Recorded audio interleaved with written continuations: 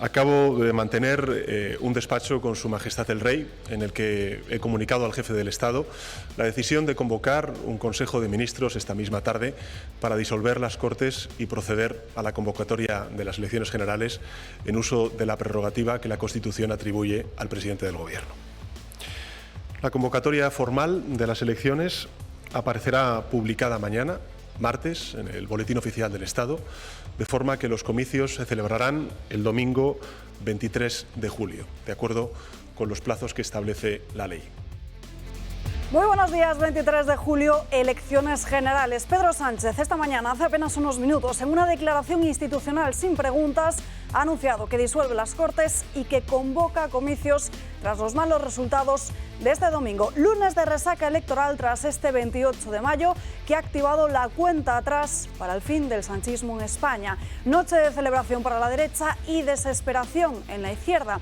Pedro Sánchez no habrá podido dormir a pierna suelta en la Moncloa después de ver cómo el Partido Socialista pierde en todos sus feudos tradicionales y consigue resistir únicamente en Castilla-La Mancha. Solo consigue aguantar Emiliano García Paje, que ha sido en esta campaña electoral el varón que más ha querido distanciarse de Pedro Sánchez. La foto de este 28 de mayo se produjo en Madrid, en el balcón de Génova 13, en el que se puso de manifiesto cómo el Partido Popular fue el gran vencedor a nivel municipal y autonómico. Logró dar el vuelco en 6 comunidades autónomas y arrebatar al PSOE todo su poder territorial. Cae Javier Lambán, cae Chimo Puig y cae también Guillermo Fernández Vara. El Partido Popular ha enterrado el sanchismo y despachado a sus varones, pero ojo porque tendrá que tener en cuenta a Vox. El partido de Santiago Abascal se convierte y es la llave de los futuros gobiernos populares en Valencia, Murcia, Baleares, Cantabria, Aragón y en Extremadura. Y los de Vox han avisado de que harán valer el peso de sus votos, que no darán cheques en blanco, ni regalos, ni aceptarán chantajes. El mapa de España se ha teñido de azul. Los ciudadanos han sentenciado a la izquierda, dan de lado al PSOE y hacen desaparecer a Podemos. De nada ha servido que Pedro Sánchez estuviera hasta la sopa en esta campaña. De nada ha servido todas esas medidas electoralistas. De nada ha servido la cocina de Tezanos con el CIS. De nada ha servido tampoco ese gasto millonario en publicidad institucional. España quiere cambio y así lo ha exigido en las urnas. Ahora comienza la otra campaña electoral para el 23 de julio.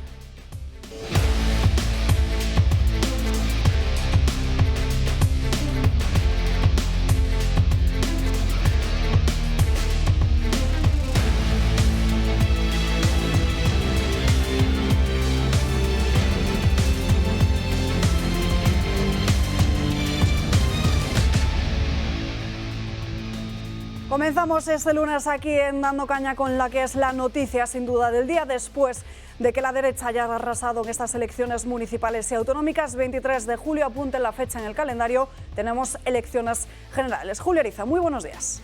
Muy buenos días. El presidente del Gobierno supongo que habrá tenido en cuenta que el final de julio es una fecha tranquila, digamos, desde el punto de vista del trabajo, de la movilización, etcétera. Ayer me decían que las reservas de billetes de avión, mayo es el mes más importante en reservas de billetes para el verano, han caído un 40%, un 40%. Es decir, eso tiene mucho que ver fundamentalmente con la subida de los tipos de interés y que muchísimos españoles, millones de españoles, se ha visto incrementadas sus cuotas hipotecarias entre un 30 y un 40%, lo cual hace que muchos cientos de miles o millones de españoles estén pasando por una situación de bastante angustia. Ya hemos advertido que probablemente nos vamos a encontrar con una recesión en octubre-noviembre que va a seguir a la recesión que ya tienen en Alemania. Bueno, esto es una opinión y vemos lo que va a ocurrir. Lo que por ahora tenemos son unas elecciones generales que hacen que el movimiento, el tsunami que se produjo ayer en España, que se fue desde la izquierda hacia la derecha, pues pueda continuar si hacemos bien las cosas el 23 de julio. ¿Para qué? No para cambiar en términos de manos del poder, ¿no?, sino para cambiar las políticas, para derogar todo aquello que ha puesto en marcha el señor Sánchez y que ha supuesto una arbitrariedad tras otra, una corrupción tras otra y una injusticia tras otra. Así que vamos a hablar cuanto antes también de qué y cuáles son las leyes que habrá que derogar inmediatamente a partir del 23 de julio si se consigue mantener este crecimiento de la derecha en España. Josep María Francas, muy buenos días. Pues muy buenos días. A ver, lo que tendría que ser normal, que es cuando pasa lo que pasa, que el responsable se vaya a casa, es casi increíble. Eso quiere decir lo que pensamos de este personaje, ¿no? Porque lo normal en un país es que cuando te pegas una leche de estas, o cuando una empresa se hunde en bolsa, o cuando no sé qué, que el máximo responsable presente la dimisión y desaparezca. Yo no tengo la explicación porque no sé más que lo que me cuentan, ¿no? Pero a priori pensaría en dos posibles explicaciones. Una es que es la única manera que tiene de esperanzas de salvar los muebles, porque está claro, parece ser, y eso lo debe tener claro su entorno, que día que pasa va a ir peor. Y que ahora mismo, y esta mañana me lo han comprobado con números, ahora mismo, si la foto de ahora se traslada a unas elecciones generales, Sánchez seguiría gobernando. Por los pelos, por dos o tres diputados, pero seguiría gobernando, según los estudios matemáticos, de comparar eso con las anteriores elecciones, los resultados de todos los sitios. Esa es una posibilidad. La otra posibilidad, que a mí me parece que puede formar parte de la política ficción, pero no la dejaría lejana, es una llamada no interior, como se está diciendo, sino exterior. De la misma manera que a Zapatero fue llamado desde fuera para decirle, chico, hasta aquí hemos llegado, que haya habido una llamada exterior que le haya dicho hasta aquí hemos llegado, con o sin pacto de futuro de tener un cargo fuera o no. Pero es la otra explicación que me planteo, porque hasta ayer por la noche ningún analista preveía esta opción, y aquí se había dicho muchas veces que era raro que no convocara elecciones, porque cada día que pasa desde hace tiempo va a peor, con lo cual las había podido salvar hace tiempo, pero todos decían que lo de la presidencia española, eso era un caramelo que Sánchez no estaba dispuesto a renunciar. Ahora es verdad que empezaría la presidencia española, pero no la acabaría él, o sí, si gana. Juan Antonio de Castro, ¿qué tal? ¿Qué tal? Pues la verdad es que muy contento de anoche y en shock de la nueva noticia, ¿no? Que en el fondo es una buenísima noticia de que se vaya, porque es verdad que había todo un debate de que si superaban el millón, el PP superaba el millón de diferencia de votos, entonces ya se podía decir que en las generales iban a ganar, y que si era menos de 1 millón, había algunos analistas que decían eso. Yo no creo, yo creo que la bofetada es de tal tamaño. Estamos viendo 2/3 de los ayuntamientos, concejalías y demás perdidas por los socialistas, 2/3 de las autonomías perdidas por los socialistas. Es una derrota en toda la línea. Pero yo interpretaría el anuncio de esta mañana más como realmente en clave interna. ¿Quién no ha llamado a Sánchez por haber hecho sanchistas estas elecciones y enfrentarse a él desde dentro del propio partido y de sus propios socios, me imagino? Yo creo que es clave interna. Él no puede resistir, él no quiere una presidencia en la que va a tener que estar en un Congreso en que todo se le viene encima, a pesar de que todavía las mayorías no están representadas, y no quiere llevar una presidencia así. Es más la postura de la cobardía y la comodidad.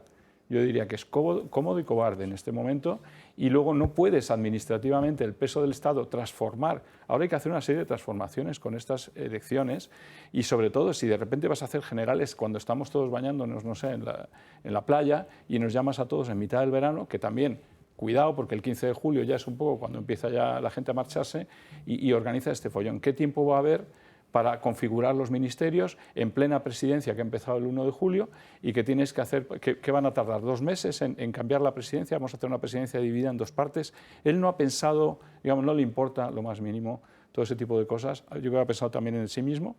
Pienso que tiene más o menos asegurada un puesto internacional dentro de poco, aunque se le critique por aquí y por allá, pero yo creo que tiene algo, o es la OTAN, o es la ONU, o lo que sea, y él le importa poco. Él sabe con quién ha colaborado, él sabe que ha estado con asesinos y golpistas, él sabe hasta dónde podía llegar esta porquería de indigencia intelectual, porque no se le puede llamar de otra manera, es indigencia intelectual.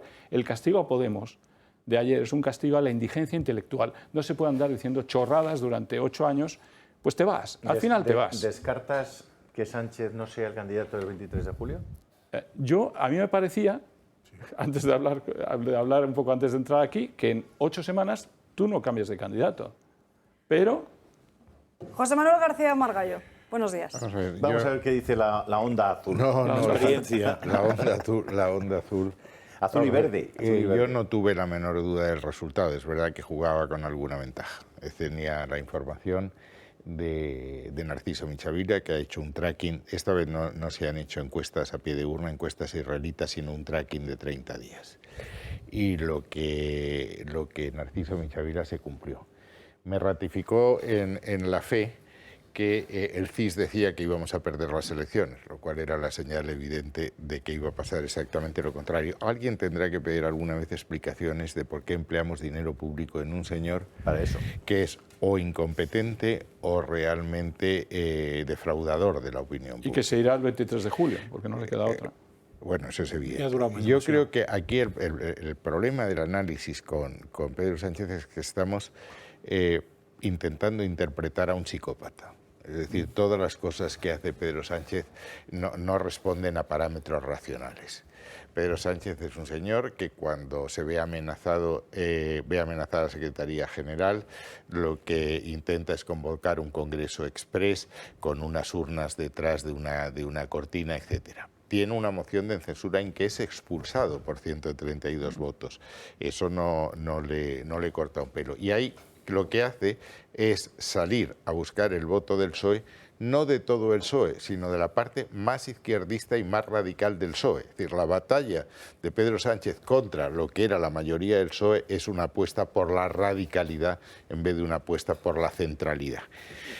A partir de ahí, todo lo que ha hecho, desde la tesis doctoral, el hacer una moción de censura amparándose en una frase de una sentencia del Tribunal Constitucional, del Tribunal Supremo, que decía que el Partido Popular era una organización criminal anulada por el Supremo, cuando dice, oiga, lo que no se puede decir es que es partícipe a título lucrativo y actor criminal, porque son incompatibles las dos cosas. Frase del juez de Prada, que por cierto sigue en la Audiencia Nacional. Exacto. Bueno.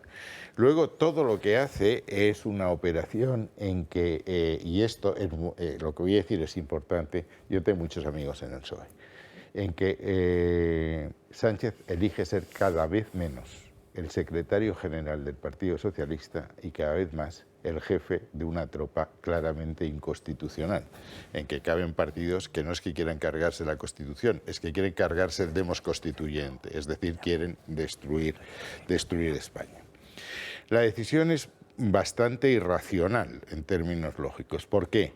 Porque ir a unas elecciones en julio, siendo el secretario general del PSOE, sabe que el PSOE en estos momentos está desmovilizado. Es decir, todos los funcionarios y todos los asesores que tienen en las instituciones, comunidades autónomas, ayuntamientos, etcétera, que son los que tienen que poner en marcha el tema, lo que están buscando es cómo pagan el colegio de los niños. Es decir, no les pueden ahora venir a pedir este tema. Segundo, la otra pata de este conglomerado claramente anticonstitucional que lo ha intentado capitanear es la izquierda de la izquierda. La izquierda de la izquierda, él quería que eso fuese capitaneado por Yolanda Díaz para que absorbiese y deglutiese a Podemos. Ya ni hay Podemos ni hay Yolanda Díaz, porque Yolanda Díaz ha perdido en Barcelona, ha perdido en Valencia, entonces no sé cómo sale eso. Es decir, que él pierde las elecciones me parece evidente. Desde el punto de vista europeo es una irresponsabilidad. Es decir, porque nos vamos a encontrar con un gobierno en funciones durante bastante tiempo, hay que resolver los recursos electorales, hay que constituir la mesa de las Cortes, hay que hacer los grupos parlamentarios, hay que hacer un proceso de investidura, etcétera. Todo eso está paralizado. Y de luego los funcionarios de exteriores que estaban preparando eso, ahora lo que están pensando es quién va a ser el próximo ministro. Exacto. O sea, esa es su preocupación fundamental. Entonces, todo esto es muy, muy extraño. ¿Qué es lo importante? Yo creo que la prioridad en estas elecciones era parar la deriva de Sánchez. La deriva de Sánchez tenía tres pilares esenciales. La primera, la destrucción de la idea de España constitucional. Es decir, es lo que hay ahí, lo he dicho alguna vez, hay la versión Podemos-Esquerra-Bildu, que lo que quieren es la destrucción de España lisa y llanamente, la versión del PNV que quieren un concierto político igual que querían un concierto económico. La frase, lo dije aquí el otro día, me la contó un alto dirigente del PNV, ya no se trata de sacar a Euskadi y a Cataluña de España, sino sacar a España de Euskadi y Cataluña.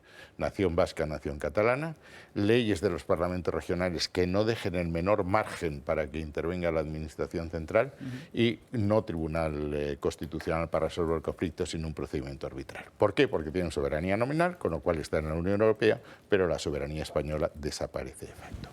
Eso había que pararlo y esto se ha conseguido. En temas económicos muy sencillo, él hacía un discurso, decía dos cosas, que él gestionaba mejor que el PP y que las crisis el PP las resuelve atendiendo a los ricos y ellos a los pobres. Sobre el primer punto, si gestionaba mejor que el PP o no, mire usted, la renta española no ha crecido desde el año 2006, hemos perdido 16 años. Si atiende a los más vulnerables, el índice de malestar social es el más alto de la Unión Europea, peor que Grecia y Bulgaria. ¿Por qué? Paro, el más alto de la Unión Europea, con un paro juvenil del 30%. Productividad por los suelos, y la deuda pública ha alcanzado un récord que no se había alcanzado hace 100 años. Repito, 100 años. Con este panorama, ¿qué hace? ¿Qué va a hacer? Yo creo que puede no ser candidato, puede que en el PSOE toda esa marea subterránea que creía que Sánchez podía destruir España y podía destruir el Partido Socialista Obrero Español, le puede plantar cara y decir tú no eres candidato y en 24 horas resolver este tema. El candidato obvio ahora es Paje. Paje está a 600 votos de ganar, es decir, y falta queda por contabilizar el voto extranjero. Claro, el censo de españoles residentes en el extranjero. Es bastante, ¿no? Es bastante. Sí, vamos a ver, pero te quiero decir que no es ¿Podría perder el Paje? Podría. 600 o 300. Sí, yo creo que le 600. separan apenas un centenar de 300, votos. Bueno, me es igual. Vamos a tratar de analizar 300, todo lo 600, sucedido ayer en este 28 de mayo Es lo que ha mismo. conllevado esa decisión de Pedro Sánchez de disolver las Cortes y convocar elecciones para el 23 de julio. Es la noticia de la mañana. Elecciones generales el próximo mes, domingo día 23. Y comenzamos a tener las primeras reacciones de los diferentes dirigentes políticos. Yolanda Díaz, a través de las redes sociales, acaba de publicar hace apenas unos minutos un tuit en el que dice que el mensaje recibido anoche fue muy claro. Dice que hay que hacer las cosas de otra manera, sin ningún tipo de distracción. Dice que desde este mismo momento estamos trabajando para ganar el próximo 23 de julio y que asume el reto. Asegura también que España tiene mucho futuro, que son tiempos de audacia, que tienen un proyecto y que frente a la España negra de Feijóo salimos a ganar. La gente nos está esperando. También Juan Carlos Monedero, también a través de esa misma red social de Twitter, asegura que Sánchez convoca elecciones para regresar al bipartidismo. El Partido Popular aplaude el espacio a la izquierda del Partido Socialista. Dice, sabe que no hay otra salida que la unidad para salvar salarios, alquileres, sostenibilidad, derechos. Sumar y Podemos son 65 escaños. Nos jugamos, dice El País, y termina Monedero ese tuit diciendo es urgente. Vamos a ver al completo cómo ha sido la declaración esta misma mañana de Pedro Sánchez, que son apenas menos de 3 minutos, convocando elecciones generales para el próximo 23 de julio. Acabo de mantener un despacho con Su Majestad el Rey, en el que he comunicado al jefe del Estado la decisión de convocar un Consejo de Ministros esta misma tarde para disolver las Cortes y proceder a la convocatoria de las elecciones generales en uso de la prerrogativa que la Constitución atribuye al presidente del Gobierno. La convocatoria formal de las elecciones aparecerá publicada mañana, martes, en el Boletín Oficial del Estado, de forma que los comicios se celebrarán el domingo 23 de julio, de acuerdo con los plazos que establece la ley. He tomado esta decisión a la vista de los resultados de las elecciones celebradas ayer. La primera consecuencia que tendrán estos resultados será que magníficos presidentes y presidentas autonómicos, alcaldes y alcaldesas socialistas, se van a ver desplazados con una gestión impecable, y ello a pesar de que muchos de ellos y ellas han visto incrementado su apoyo en el día de ayer. La segunda consecuencia será que numerosas instituciones pasarán a ser administradas por nuevas mayorías, conformadas por el Partido Popular y por Vox. Y aunque las votaciones de ayer tenían un alcance municipal y autonómico, el sentido del voto traslada un mensaje que va más allá. Y por eso, como presidente del Gobierno y también como secretario general del Partido Socialista, asumo en primera persona los resultados y creo necesario dar una respuesta y someter nuestro mandato democrático a la voluntad popular. España está a punto de superar una etapa de crisis derivada de la emergencia de la COVID-19, también de la guerra de Ucrania. Encaramos una senda clara de crecimiento, de creación de empleo y de cohesión social, Y a estas alturas de la legislatura, el Gobierno ha sacado adelante las grandes reformas comprometidas en el discurso de investidura, en el programa de Gobierno y también en nuestro acuerdo con la Comisión Europea. Además, nuestro país se dispone a desempeñar una responsabilidad muy importante en este contexto geopolítico que está viviendo Europa, y es la presidencia de turno del Consejo de la Unión Europea. Todas estas razones, creo, aconsejan una clarificación sobre la voluntad de los españoles y las españolas, una clarificación sobre las políticas que debe aplicar el Gobierno de la nación y una clarificación sobre las fuerzas políticas que debe liderar esta fase. Solo hay un método infalible para solventar estas dudas. Ese método es la democracia y, por consiguiente, creo que lo mejor es que los españoles y españolas tomen la palabra, se pronuncien sin demora para definir el rumbo político del país. Pendientes de los movimientos que han llevado a Pedro Sánchez a tomar esta decisión, sabemos que hay mucha gente que nos ve a través de las redes sociales, que nos sigue en directo en YouTube. De hecho, ayer ese programa especial de elecciones que hicimos con esa jornada electoral, quintuplicamos las visitas y los usuarios que nos siguieron a través de esta red social, a nuestro directo de YouTube. Y ahora mismo le estamos lanzando una pregunta. Les preguntamos qué es lo que está tramando Pedro Sánchez. Primera opción, subir el voto por correo. Segunda opción, bajar la participación. Tercera opción, las dos anteriores. Y la última, asumir su derrota. En la mesa, ¿qué creéis? ¿Qué opináis? ¿Qué creéis por qué Pedro Sánchez hace este movimiento de convocar generales para finales de julio? Yo antes os he prometido que os iba a contar lo que yo sé de Bruselas, lo que tenía previsto antes de este resultado. Este resultado lo altera todo. Yo creo que él tenía descontado que perdía las elecciones generales y lo que preveía es, después de las elecciones europeas y la constitución de la nueva comisión, que será en junio de 2024, si Ursula von der Leyen era nombrada candidata a la presidencia por el gobierno alemán. El gobierno alemán no es de su color, es socialistas, liberales y verdes, y ella es demócrata cristiana, pero Alemania renunciaría a su comisario a cambio de que se garantizase la presidencia Ursula von der Leyen. En esas condiciones, la presidencia del Consejo Europeo, que ahora tiene Michel, que es un belga, era la aspiración lógica de Pedro Sánchez y tenía, insisto, una cierta coherencia. Presidenta de la Comisión Democristiana y Norte, presidente del Consejo Socialista y Sur. Y ahí se disputaban ese puesto Costa, el portugués, y Sánchez. Pero Sánchez se aseguró la presidencia de la Internacional Socialista, que es la nada forrada de la nada, pero que le da un título para garantizar ese tema. Yo creo que eso ha saltado por los aires. Ahora hay que saber si Pedro Sánchez va a ser el candidato o no. Yo no estoy nada convencido de que vaya a serlo. Se le podría sustituir. Lo obvio ahora, pero esto ya es una especulación, es que fuese Paje, que es el único que ha salvado los muebles y el que ha mantenido una posición más centrista dentro del PSOE y más españolista dentro de ese bloque. Ahora, la suerte de Paje depende, no sé si de 600 o de 300 votos, pero en todo caso queda por computar los españoles residentes en el extranjero. Si perdiese la comunidad autónoma, sería una dificultad añadida. Pero yo dudo, es decir, es todo irracional, todo esto. Parece más un movimiento a la desesperada que un cálculo lógico. Lo cual es raro, porque las mismas encuestas que teníamos nosotros las tenían ellos. Y que la bofetada iba a ser de esta magnitud, la sabían exactamente igual que nosotros. Es decir, es más, nos hemos equivocado por lo bajo. Yo creía que la diferencia iba a ser entre el PP y PSOE de 1 millón de votos. Y no ha llegado, ha pasado de 750.000, pero no ha llegado.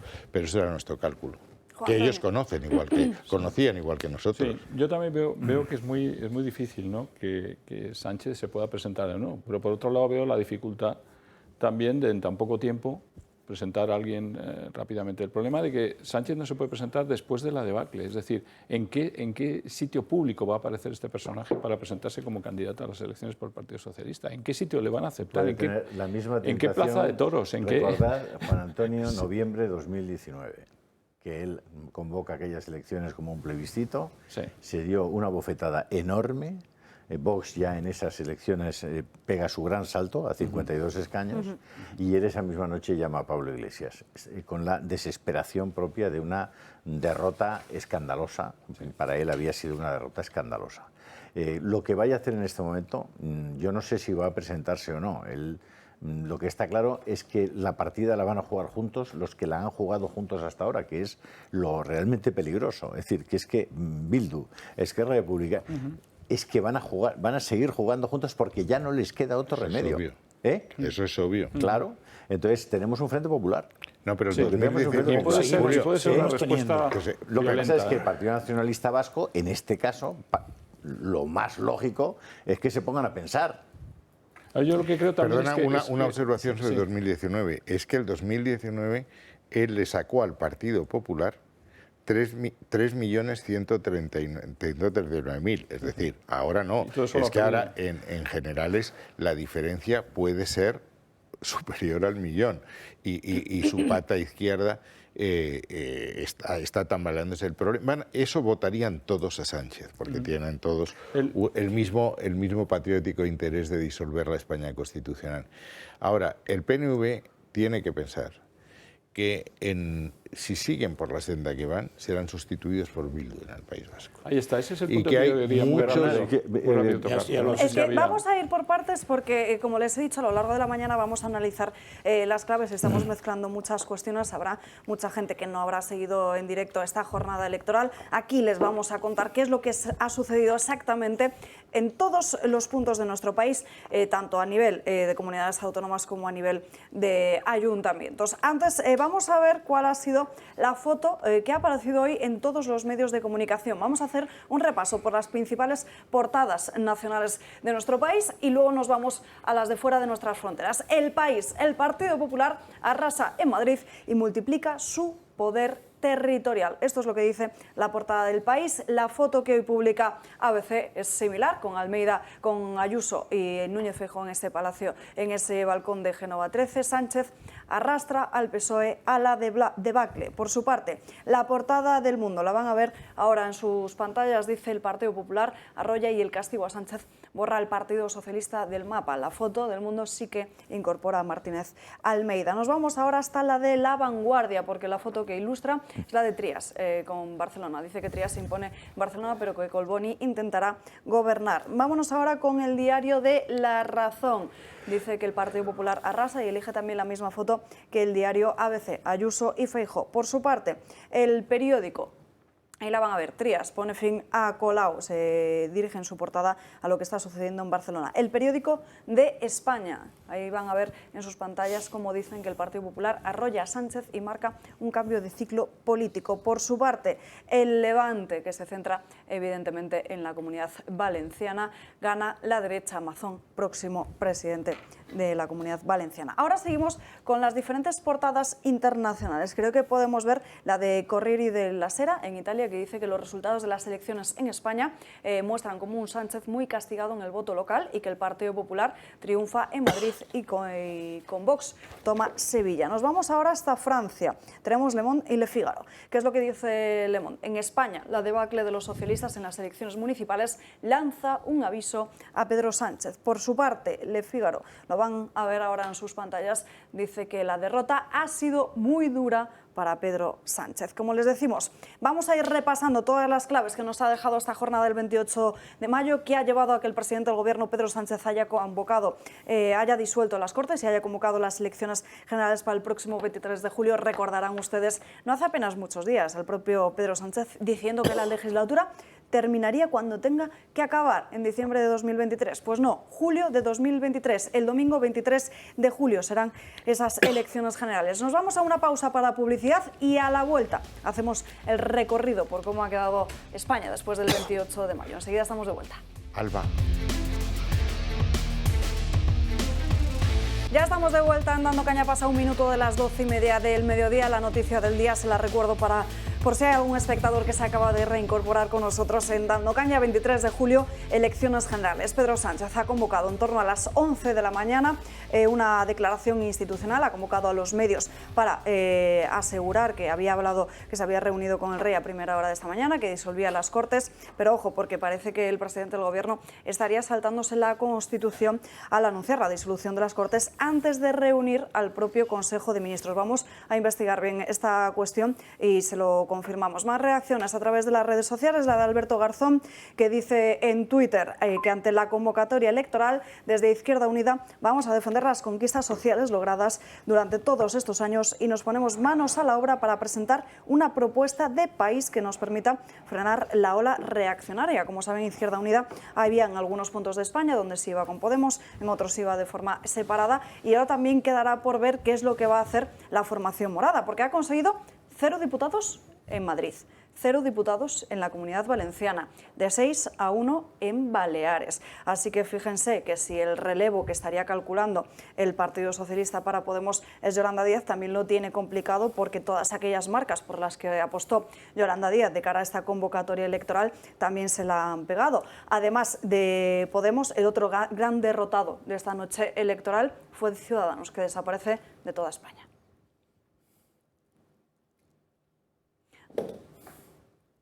No sé, compañeros, si podemos ver precisamente cómo Podemos y Ciudadanos han sido los otros derrotados de esta noche. En todas las elecciones hay ganadores y perdedores, dependiendo de las dimensiones de los partidos y sus objetivos. Ayer, tanto Ciudadanos como Podemos salieron muy derrotados. La formación naranja deja de tener presencia en todas las autonomías y principales ciudades en las que tenía representación. Tan solo resisten 7 diputados, cuyas comunidades no han celebrado elecciones, 6 en Cataluña y 1 en Castilla y León. Ni en el Ayuntamiento de Madrid ni en la Comunidad han conseguido representación. En el consistorio han llegado solo al 2,8% de los sufragios con 40.000 votos. En 2019 consiguieron 11 concejales. Y hoy la verdad es que siento una enorme tristeza. Creo que a las cosas hay que llamarle por su nombre y esto ha sido una derrota sin paliativos. Podemos es el otro partido que su presencia es baja en el mapa. En todas las regiones, salvo Aragón y Asturias, tenía una alianza con Izquierda Unida. Pierde los gobiernos de Aragón, Baleares, Canarias, La Rioja y Valencia. En la Comunidad de Madrid, la coalición de Podemos, Izquierda Unida y Alianza Verde no tiene representación en la Asamblea por no superar la barrera del 5% de los votos por apenas una décima. La formación morada también ha perdido la opción de volver al Ayuntamiento de Madrid. Sus candidatos en la capital, donde habían puesto mucho ímpetu en la campaña, han pedido por la unidad. Y lo que se constata con claridad es la necesidad de la unidad de las fuerzas progresistas con ese motor de Podemos. Han sido unas elecciones difíciles para Podemos y su ruptura con Yolanda Díaz deja dudas sobre la posible coalición con Sumar, la cual había apoyado claramente a Ada Colau en Barcelona por un lado y a Héctor Illueca, candidato en la Comunidad Valenciana, por otro. Podemos buscará unirse a Sumar para las generales. Yolanda Díaz querrá unirse. Lo que ha sucedido también este 28 de mayo es un vuelco en casi la mayor parte de las autonomías en España, porque todas esas comunidades autónomas tradicionalmente del Partido Socialista han caído en manos de la derecha.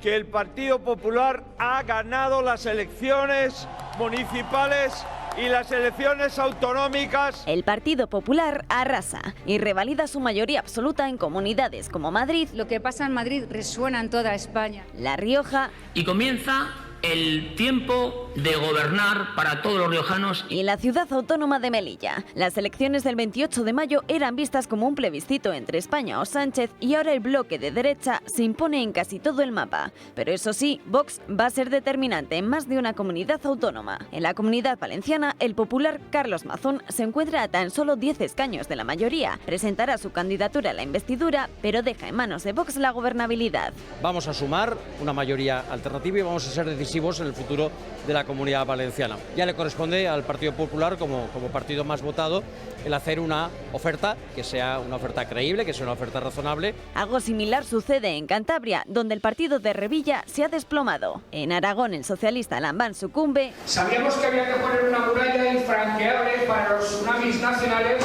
y el tsunami que ha arrasado hoy en todas y cada una de las comunidades autónomas de España nos ha arrasado también a nosotros.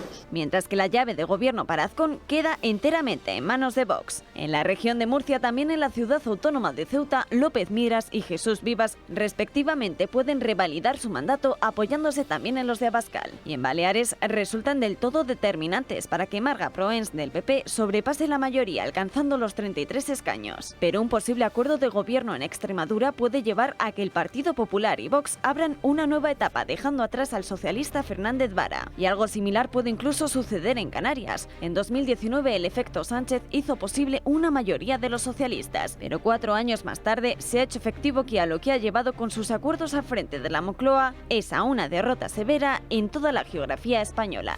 Engañamos con eso. Les pedimos disculpas por un error que hemos tenido en una de esas infografías que hemos emitido en ese vídeo, donde Andalucía aparece de color rojo, pero como saben, Andalucía es del Partido Popular, tendría que estar en color azul porque es del Partido Popular. El mapa, como decimos, de estas autonomías se tiñe de azul porque es el PP la principal fuerza más votada, pero Vox tendría la llave del gobierno en muchas de ellas. Como saben, en la Comunidad de Madrid y también en el Ayuntamiento, el Partido Popular consiguió la mayoría absoluta, por lo que tanto Isabel Díaz Ayuso como Martínez Almeida no necesitarían a Vox para gobernar, pero sí en otros lugares como Aragón, Baleares, Cantabria, Comunidad Valenciana, Extremadura o Murcia. Francas. A ver, yo de esta parte hay un tema que no soy capaz de analizarlo, pero creo que sería bueno que alguien lo analizara, que es lo que ha pasado en Madrid. Es decir, Vox en Madrid podía condicionar el gobierno, aunque no había entrado en el gobierno, y se ha encontrado que los dos que apoyaba consiguen la mayoría absoluta, con lo cual no pinta nada. Entonces eso es para estudiar qué ha pasado aquí. Porque si bien era muy probable, o eso mucha gente se imaginaba, que podría pasar en la Comunidad de Madrid, puesto que la personalidad de la presidenta arrasa directamente con casi todo, no es normal que haya pasado en el Ayuntamiento, donde también ha pasado. Entonces, ¿hasta qué punto una oposición desde fuera muy dura en algunas cosas, donde cuesta entender por qué no llegas a acuerdos? Mírate Castilla y León, José María, que es muy significativo. Ahí están gobernando el PP y Vox. El PP ha pasado de 6.691 concejales a 7.035 y Vox ha pasado de 64 a 309. Y quien ha salido penalizado ha sido el Partido Socialista. Lo más significativo es Valladolid. Valladolid era un feudo socialista con un alcalde que es una personalidad dentro del que es Óscar Puente. Cierto. Ellos habían anunciado desde el primer momento que un gobierno de coalición PP-Vox iba a arruinar las posibilidades electorales del PP. No ha ocurrido. Bueno, pero esto es una lectura. Lo otro también tiene alguna explicación. Es que donde han llegado a un acuerdo PP y Vox y están gobernando juntos, han ido mejor los dos, PP y Vox. Exactamente, pero yo no hablo... Bueno, oye, no, si yo no he hablado de eso. Yo he dicho justo donde no han llegado a un acuerdo, donde no han llegado a un acuerdo de gobierno y han llegado a un acuerdo de investidura, lo que ha pasado es que el grande ha pasado a mayoría absoluta, que es Madrid. Si eso tiene lectura, yo estoy seguro que la tiene. Mi capacidad no es tan profunda como para saberla. Pero no tiene nada que ver con Castilla y León. Ni con Andalucía. Bueno, pero mírate a Valencia, mírate a Murcia. En Valencia gobernaban otros. No, pero me refiero, mírate a Valencia. Es decir, que es que al final el fenómeno Madrid es el fenómeno Ayuso. No nos engañemos. No me sigues, ¿eh? Sí, yo creo que hay un fenómeno... Con eso lo que estoy haciendo es que se matice la lectura de qué ventaja tiene lo que ha pasado en Madrid.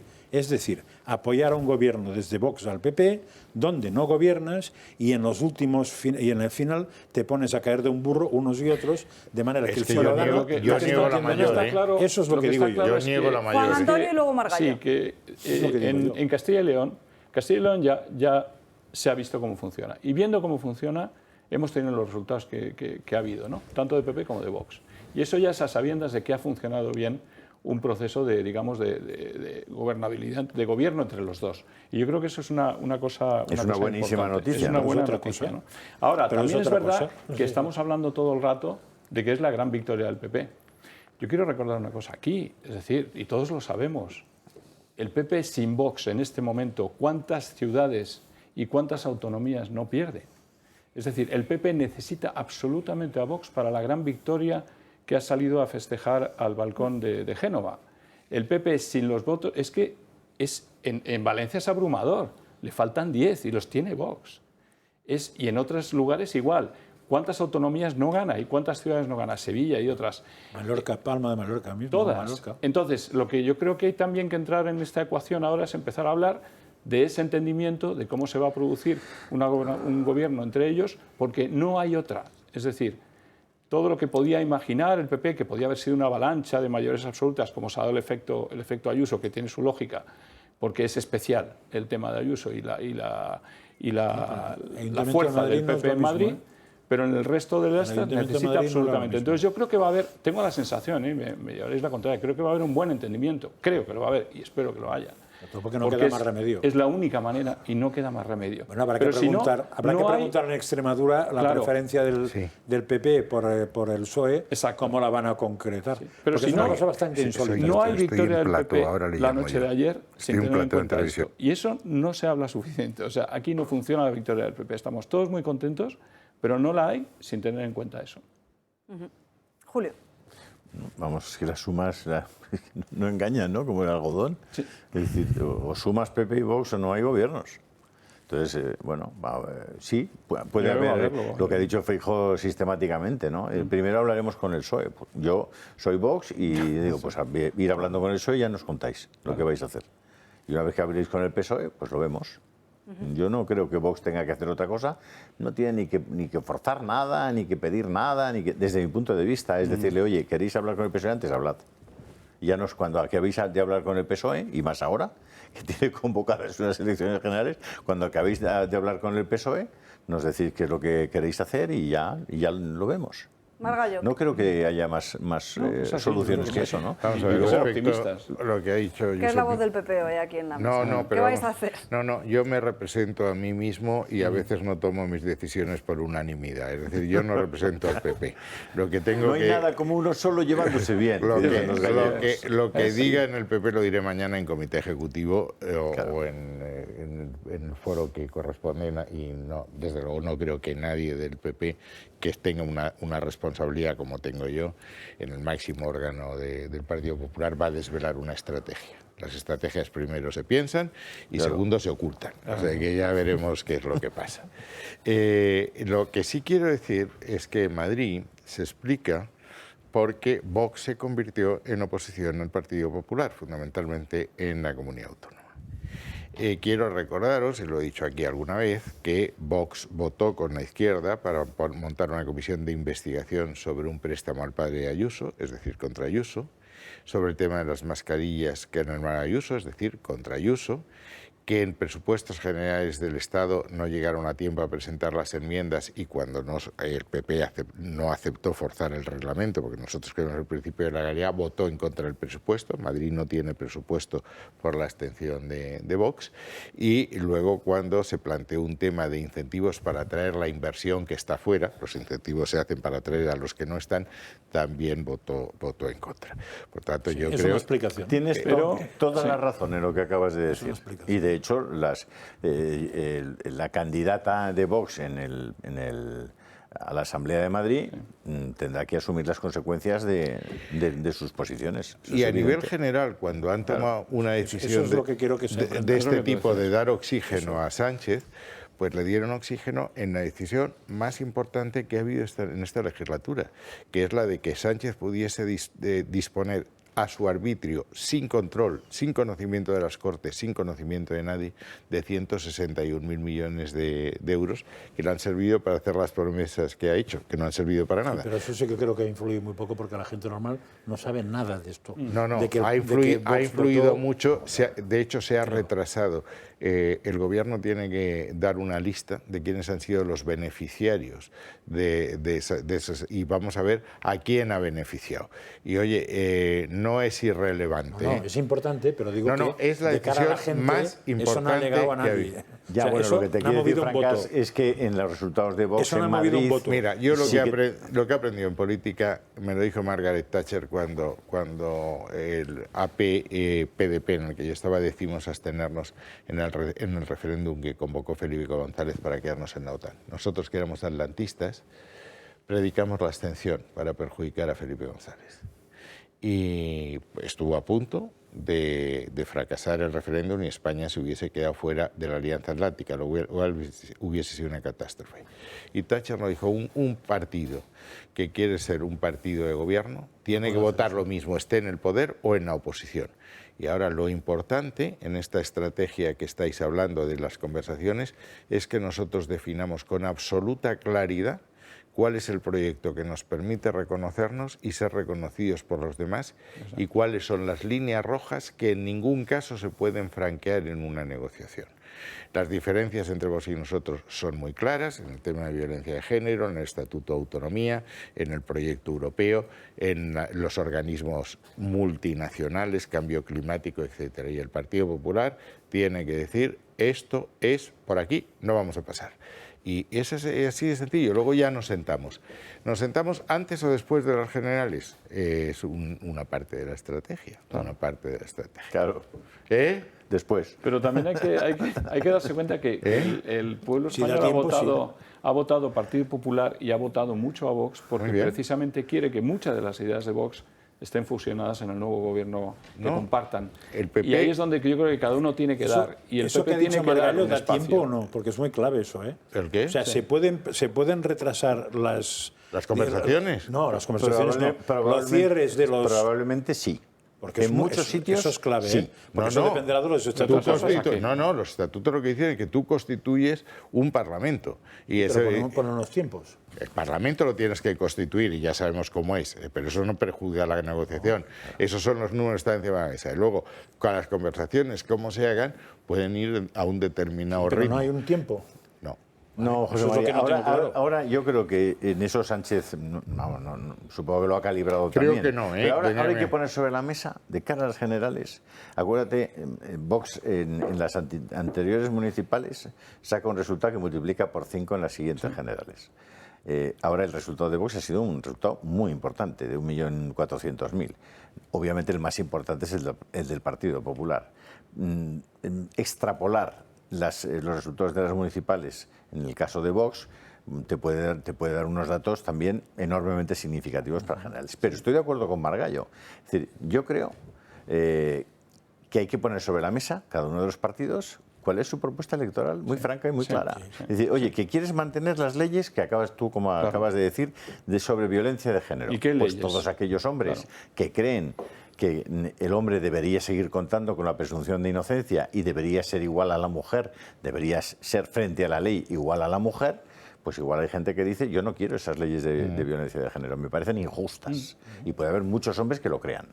En las leyes trans, ¿qué quiere hacer el Partido Popular? ¿Quiere la autodeterminación de género, como la quiere la Comunidad de Madrid en su ley, o no la quiere? ¿No quiere que la gente pueda autodeterminarse de género? Si no lo quiere, que lo diga. Fenomenal. Va a coincidir con Vox, porque Vox tampoco quiere la autodeterminación de género.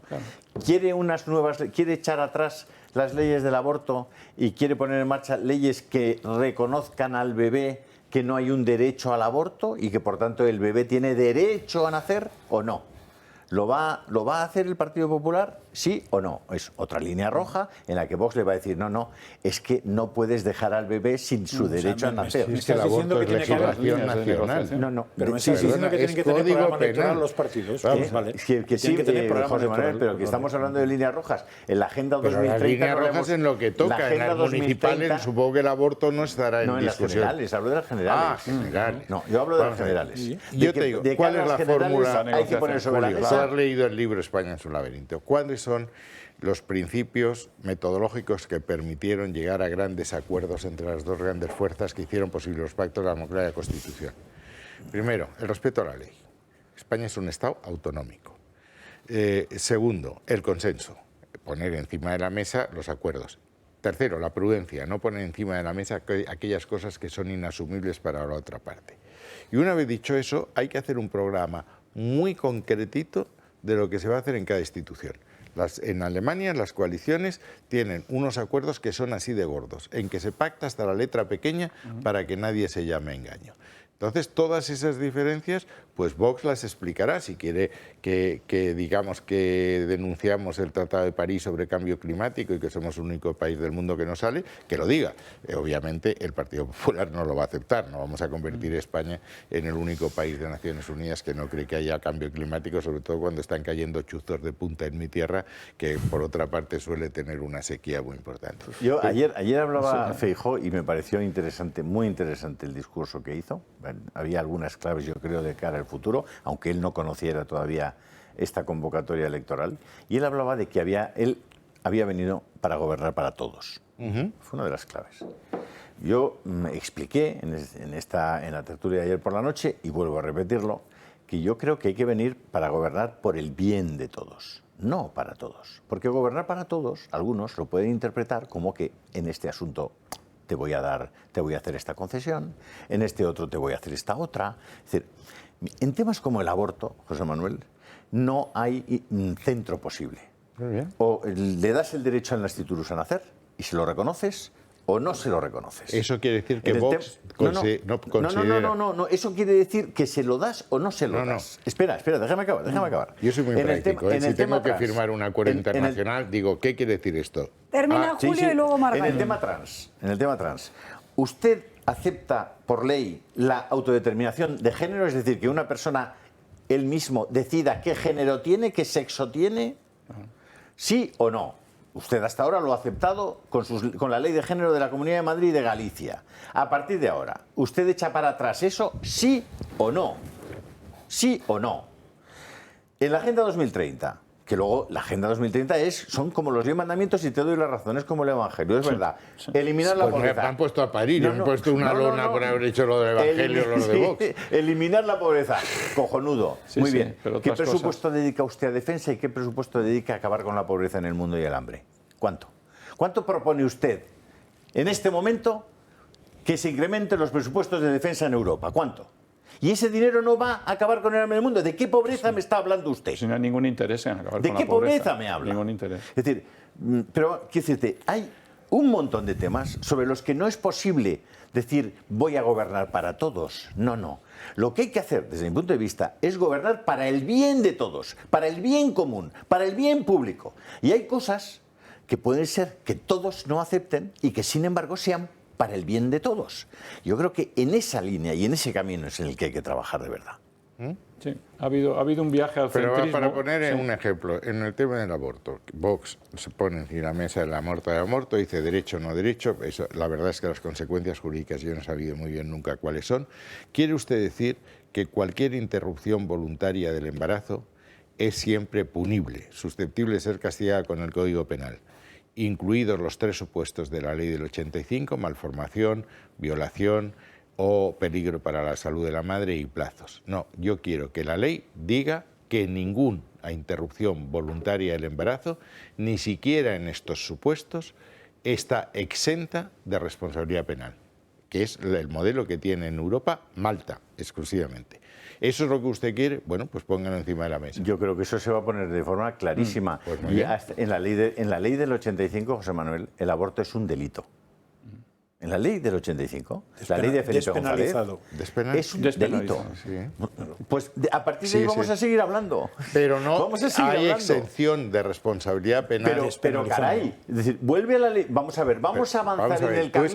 Déjame decirte una cosa. Vamos a avanzar en el camino de que la gente vaya al aborto cero, o vamos a avanzar en el camino de que vayan al aborto infinito. Una de las dos. Si queremos avanzar en el camino de que vayan al aborto cero, tenemos que empezar por volver a la ley del 85. Ojo, la ley del 85 tenía 3 supuestos: el criminológico, violación, el tema de que el niño viniera con lo que decían taras, malformaciones, etcétera, y que en la práctica se ha convertido en un auténtico coladero porque se ha matado a niños con síndrome de Down, ya no hay, a niños con labio leporino, ya no hay, etcétera, etcétera. Y el tercero, que era el grave riesgo para la salud psíquica de la madre. ¿Vale? Yo no decía la salud. De psíquica no decía salud. Salud psíquica o física de la madre. Física o psíquica. Las dos, están en el código, en la ley del 85. Entonces, esa ley hay que cogerla con tal... Muy bien, tercer supuesto. Bueno, primero, ¿qué taras físicas del niño dan lugar a que esté despenalizado el matar al niño? Claro. ¿Cuáles? Vamos a ponerlas por escrito. Vamos a sentarnos a hablar. Sí. Tercero, salud física o psíquica de la madre. Eso es lo que va a poner Vox encima de la mesa. Yo creo que hay que poner eso sobre la mesa. Lo que va a poner Vox. Es lo que yo haría. No, yo no represento a Vox, como tú no representas, dices al PP. Tú eres el gran intelectual orgánico de Vox. Es la mente más privilegiada que he conocido en Vox. Vamos a dejar este asunto aquí. El nivel muy bajo en Vox. No, vamos, ese es el gran chi de Vamos Vox. a dejarlo aquí porque nos tenemos que ir a una breve pausa de publicidad, apenas unos minutos, muy rápido, y a la vuelta muy pendientes de Vox porque salen en rueda de prensa Santiago Abascal junto con Ignacio Garriga. También después, a lo largo del día de hoy, comparecerá Alberto Núñez Feijóo y conoceremos la primera valoración del Partido Popular de ese adelanto de la convocatoria de las elecciones generales para el 23 de julio. Pausa muy rápida y seguimos. Ya estamos de vuelta en Dando Caña, nos acercamos a la 1 en punto de la tarde, muy pendiente hasta ahora de esa rueda de prensa de Vox, donde salen Santiago Abascal y Ignacio Garriga. Unos minutos nos iremos con ellos. Antes, vamos a ver cómo el Partido Popular ha arrasado también en las elecciones municipales. Ha dado la vuelta al tablero municipal de Andalucía, también se ha hecho con otros ayuntamientos importantes como el de Valencia. Gabriel Serrano. Así es, Alba, tras el recuento de votos, el Partido Popular es el claro vencedor de las elecciones municipales. Ha sacado más de 760.000 votos al Partido Socialista y contará con más de 2.600 concejales por toda España. El partido de Pedro Sánchez ha perdido más de 388.000 votos con respecto a las municipales de hace 4 años. En el cómputo general de votos, el partido liderado por Feijóo consigue más de 7 millones frente a los 6,2 del PSOE. En muchas zonas donde los socialistas han sido la primera fuerza, los populares ahora les adelantan, como en el caso de la capital de Andalucía, que ha sido conquistada por el PP, y roza el pleno en las demás provincias. Han ganado por 180.000 votos, con victorias por mayoría absoluta en Cádiz, Granada, Málaga y Almería. La derrota en Sevilla hace mucho daño al PSOE. En Valencia también son claros ganadores con 13 concejales, 5 más que en 2019, y los socialistas consiguen 9. Podría formar gobierno con Vox para alcanzar la mayoría. Los distritos se han teñido de azul. En todos el PP ha quedado como la formación política más votada. Chimo Puig, tras ver los resultados anoche, afirmó que los socialistas valencianos tendrán la cabeza alta y las manos limpias. Unas elecciones municipales, Alba, en el que el Partido Popular es el ganador y deja atrás a un PSOE debilitado. Gracias, Gaby. Pues ya lo ven en algunos puntos, como por ejemplo en el Ayuntamiento de Sevilla, donde el Partido Popular también necesitaría a Vox para gobernar. Si os parece, vamos a hacer un repaso de cómo han quedado las autonomías en este domingo electoral. En este 28 de mayo vamos a comparar los resultados obtenidos ayer frente a los del año 2019. Empezamos, si os parece, compañeros, a ver esos gráficos que hemos preparado. Empezamos por Aragón. Lo van a ver en sus pantallas. Van a ver cuáles fueron los resultados obtenidos ayer en Aragón, donde ganó el Partido Popular con 28 escaños, el Partido Socialista con 23, por detrás estaría Vox con 7, es decir, que la suma de PP y Vox sería suficiente para gobernar. Después vamos ahora con Baleares. Aquí también, como les hemos estado diciendo a lo largo de esta mañana, sería necesaria esa suma del Partido Popular con Vox, que sumarían 33 escaños, 31 si no me equivoco sería la mayoría en Baleares. Vamos a seguir ahora con Cantabria. Aquí Cantabria, importante resultado, porque se consigue sacar del gobierno a Revilla, que bajaría desde los 15 que tenía antes hasta los 8 que se quedaría después de estas urnas. Donde sí resiste el Partido Socialista sería en Castilla-La Mancha, a pesar de una jornada electoral bastante movidita, porque según iba avanzando el escrutinio veíamos cómo se movían las posiciones a favor, primero del Partido Socialista y de Podemos, también de PP y Vox. Esto, como decimos, en Castilla-La Mancha. Ahora en directo comienza esa rueda de prensa de Vox con Ignacio Garriga. Creo que nos podemos ir hasta la sede de Vox. Lo escuchamos. Firmarlo de numerosas capitales de provincia, de municipios, de algunas regiones. Y ahora toca pues comenzar a hacer lo más importante, que es a derrotar y a derogar todas y cada una de sus políticas, como hemos dicho durante esta campaña electoral, sin medias tintas. Han sido unos resultados para España buenos y han sido también unos resultados para Vox muy buenos. Se terminó, por tanto, el tiempo de resignación. Se terminó, por tanto, el tiempo de la división. Se terminó el tiempo del enfrentamiento, de la discordia, de la miseria, del miedo. Por eso son unos resultados extraordinarios para Vox y para España, como he dicho. Lo dijimos ayer por la noche, tenemos la suerte, y lo podemos decir sonrientes, contentos, como lo estamos, que Vox ha sido la formación política que más crece a nivel nacional. Somos importantes cruciales para conformar esas alternativas en muchísimos puntos de nuestra nación y hemos logrado irrumpir en lugares donde nadie, y repito, nadie, absolutamente nadie, esperaba que lo hiciéramos, más que la esperanza de esos compatriotas nuestros que han hecho posible lo que algunos insistían en repetir que era imposible. Esos, por cierto, que decretan nuestra muerte día sí y día también, pero que han sido arrollados por esa ilusión y por esa esperanza de miles de españoles que quieren empezar a escribir unos nuevos párrafos de nuestra querida nación. Los datos hablan por sí solos. Ayer dimos algunas pinceladas y hoy me van a permitir que los vuelva a repetir. Hemos doblado representación municipal, términos de porcentaje, hablábamos de 3,5 hace 4 años y ahora superamos el 7,2%. Por tanto, somos el partido que más crece y lo decimos sonriendo y conscientes, sin duda alguna, de la responsabilidad que tenemos de ahora en adelante. Pasamos de tener 500 concejales a tener más de 1.700 concejales.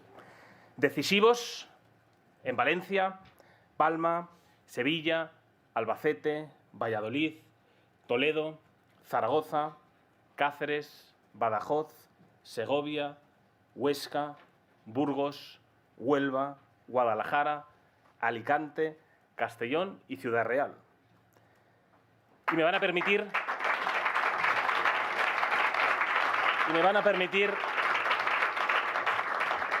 que haga especial mención a mis queridos compatriotas que tanto padecen y que tanto pelean en Cataluña, que han conseguido despertar esa ilusión de patriotismo, esa esperanza que algunos pretendían truncar y que ha permitido que Vox en Cataluña pasara de tener 3 concejales a más de 120 concejales en toda Cataluña. Y eso es un éxito rotundo, sin precedentes, y podemos afirmar que Vox es la fuerza política, el referente nacional para todos los catalanes que viven en Cataluña. Además, hemos obtenido representación en todas las comunidades autónomas, en todas, entrando, y me van a permitir que haga especial mención, en lugares como Navarra o en Canarias. De 35 diputados autonómicos hemos pasado a 78. Seguimos creciendo, incluidas Ceuta y Melilla, por supuesto. En definitiva, decisivos para conformar esas alternativas en gobiernos autonómicos como Cantabria, Murcia, Comunidad Valenciana, Aragón, Extremadura, Baleares, obteniendo entrada en las Juntas Generales de Álava, algo que entenderán que también nos llena especialmente de orgullo. Y por tanto es un día para estar contentos, conscientes, insisto, de la responsabilidad que tenemos para con el conjunto de los españoles, y no voy a dejar de terminar mi comparecencia sin agradecer a tantísimo trabajo de muchísimos afiliados, simpatizantes, cargos orgánicos del partido, gente que hace años nos veía como algo lejano, pero que han visto que Vox es la alternativa para devolver las certezas, la esperanza y la libertad al conjunto de los españoles. Agradecerles el ingente trabajo, el sacrificio que han demostrado durante estas semanas y decirles que estamos ya dispuestos para seguir trabajando como lo hacíamos hace apenas 48 horas. Y sin más, les dejo con nuestro presidente nacional.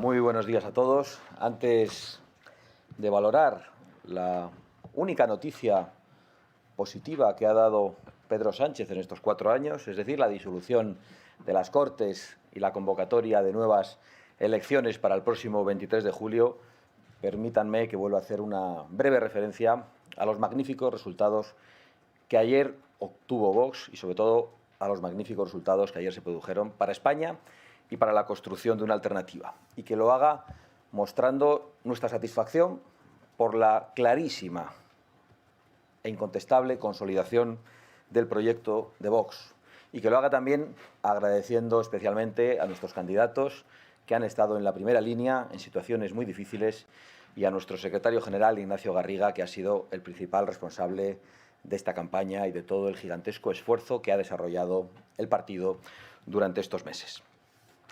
También permítanme que muestre nuestra satisfacción porque se vuelve a visibilizar con toda claridad que es Vox quien confirma la posibilidad de la alternativa en España. Y puedo decirles que esa alternativa existirá y que la habrá allí donde otras fuerzas políticas, también necesarias para la construcción de esa alternativa, estén dispuestas a hablar con nosotros con respeto, con responsabilidad y con patriotismo. También he de mostrarles nuestra gran satisfacción por las consecuencias del resultado de ayer, que hemos conocido esta misma mañana y que son una excelente noticia.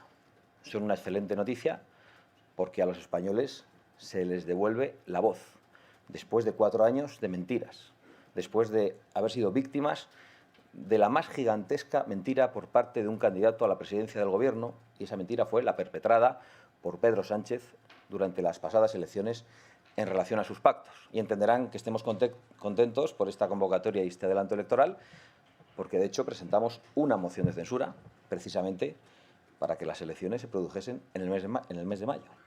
No va a ser en el mes de mayo, habría estado muy bien para ahorrar a los españoles pues lo que a los españoles precisamente no les sobra y lo que a las arcas públicas no sobra, pero van a ser en julio y lo damos por bueno. Cuanto antes podamos lograr que el Parlamento se parezca a la sociedad española, mucho mejor para todos. Les hablaba de patriotismo y de responsabilidad, que son más necesarios que nunca teniendo en cuenta el adelanto electoral. Y sobre todo teniendo en cuenta la posibilidad de cerrar una de las etapas más negras de la historia de España, la de estos 4 años, en la que los españoles honrados han sido víctimas de un gobierno que ha puesto en jaque la unidad nacional, la concordia entre los españoles, propagando el odio y el enfrentamiento con leyes totalitarias y absolutamente infames, y que ha puesto en jaque la prosperidad de nuestra sociedad, de nuestros conciudadanos, llevándonos a un abismo muy cercano al de la ruina. Por lo tanto, tenemos que mostrar nuestra satisfacción con un gobierno, y hay que decirlo con toda claridad, que en lugar de beneficiar a los españoles más honrados, ha beneficiado a todo tipo de criminales, de corruptos, de malversadores, de golpistas, de terroristas e incluso violadores y pederastas. Era difícil que un gobierno hiciese más daño a la sociedad española, incluso proponiéndoselo. Pues Pedro Sánchez lo ha conseguido durante estos 4 años y por eso celebramos que los españoles puedan hablar el próximo 23 de julio.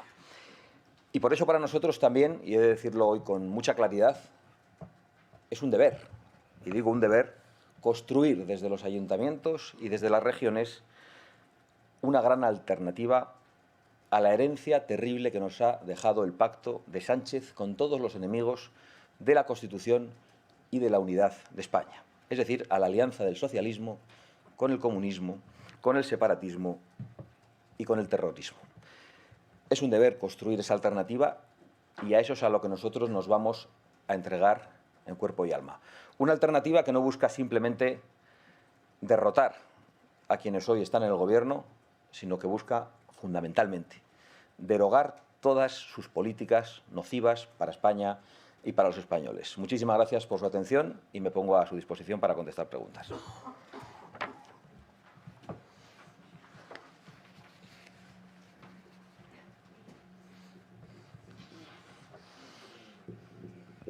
Hola, buenos días, ¿qué tal?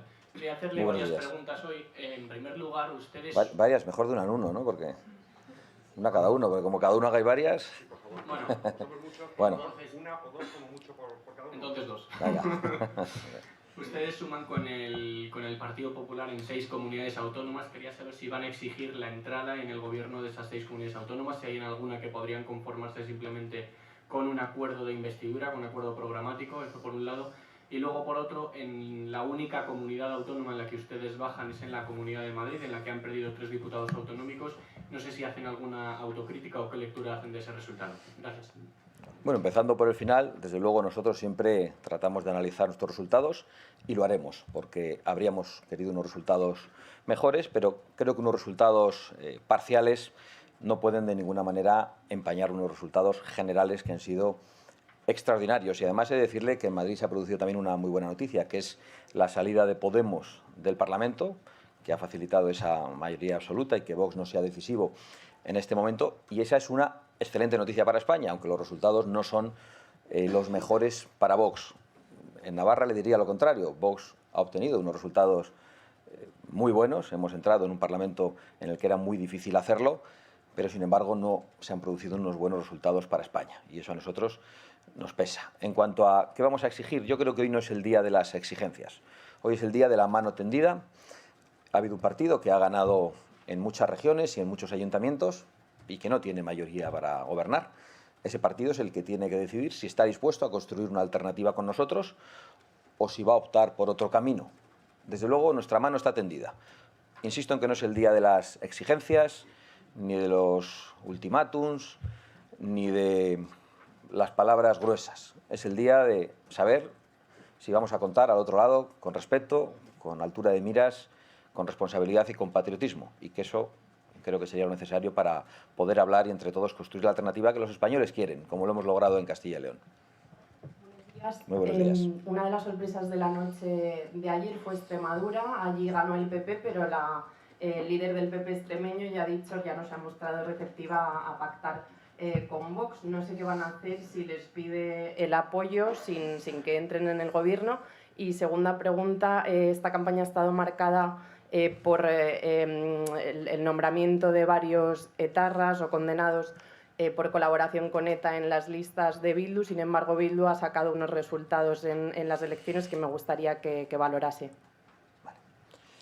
Bueno, en relación a la señora del Partido Popular de Extremadura, que ha dicho que cuenta con el apoyo incondicional de Vox, pues yo creo que en realidad tiene que recorrer un paso previo y es hablar con su propio partido, con la dirección nacional de su propio partido, que durante estas semanas ha dicho que no gobernaría donde no fuese en la lista más votada, con lo cual no tengo ninguna valoración que hacer en relación a Extremadura, porque en estos momentos, según las propias palabras del Partido Popular, dichas y redichas en muchos lugares, parece que renuncian a gobernar en Extremadura. Y en relación con los resultados que se han producido en mi tierra, pues creo que son una pésima noticia, pero que traen lo que son consecuencia de una política de muchos años de dejación de funciones por parte del Estado, cuando no de blanqueamiento del terrorismo. Me parece que el Estado y los partidos que lo han gobernado durante los últimos años tienen una gigantesca responsabilidad. El Partido Socialista, que directamente ha pactado con el terrorismo y la ha incorporado a la dirección del Estado, y también el Partido Popular, que se negó a ilegalizar a Bildu en el año 2015 cuando UPyD lo planteó. Nosotros hemos vuelto a plantearlo en el Congreso, no sabemos si se podrá debatir en la Diputación Permanente, pero creemos que sería muy bueno que todo el mundo se retratase y sobre todo que eso fuese posible, porque no es decente ni aceptable que un partido que no solo está en contra de la unidad nacional, como otros tantos cuya legalidad ya saben ustedes que ponemos en tela de juicio, pero uno que además ha ejercido el terrorismo, que se vanagloria de haberlo hecho, que lleva asesinos en sus propias listas, es un partido que no puede ser legal. Y que Pedro Sánchez haya pactado con ese partido y que además pretenda pasearse por Europa y por el mundo como un modelo a admirar, pues es algo absolutamente insoportable, porque para la mayoría de los españoles es una gigantesca vergüenza. Muy buenos días. Luego yo, si no.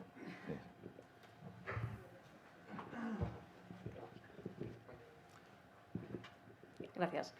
Buenos días. No sé si les ha dado tiempo a valorar los motivos. No nos ha dado tiempo a casi nada. Ya imagino. Bueno, pues igualmente. Y además igual no nos da tiempo teniendo en cuenta las noticias que hemos conocido hoy, pero bueno. No sé si les ha dado tiempo al menos a pensar, que no a analizar esa convocatoria de las elecciones generales, no sé a qué responde para ustedes el hecho de que Pedro Sánchez haya elegido esta fecha, no sé si creen que es para pillar con el pie cambiado a la izquierda y también a la derecha en plenas negociaciones de los pactos. Y en segundo lugar, me gustaría saber si ya ha habido algún tipo de contacto con el Partido Popular, con Alberto Núñez Feijóo en concreto, y si no es así, si van a tomar ustedes la iniciativa, dado la urgencia, como ha dicho, de llegar a acuerdos. Gracias. Bueno, ya se han producido contactos entre nuestros equipos y no tenga ninguna duda de que se producirán contactos con Alberto Núñez Feijóo en los próximos días. Estamos obligados a ello y vamos a cumplir con nuestras obligaciones. En relación a la primera pregunta, que eran los motivos de este adelanto electoral, pues yo no voy a sorprenderles. Ya saben cómo analizo yo los comportamientos del señor Sánchez, lo he hecho en muchas comparecencias. Creo que solo obedecen a sus intereses personales, nunca intereses patrióticos y ni siquiera intereses de partido. El señor Sánchez está haciendo lo que ha hecho durante estos 4 años, pensar única y exclusivamente en sus intereses personales, que son siempre espurios cuando uno es el presidente del Gobierno. Durante este tiempo ha tomado decisiones que parece que obedecían al intento de comprar algún sillón internacional después de su mandato en España, y ahora ha decidido adelantar las elecciones simplemente porque cree que le viene mejor a él. No podemos hacer ninguna otra valoración. Sí, aquí. Buenos días, señora Abascal, ¿qué tal?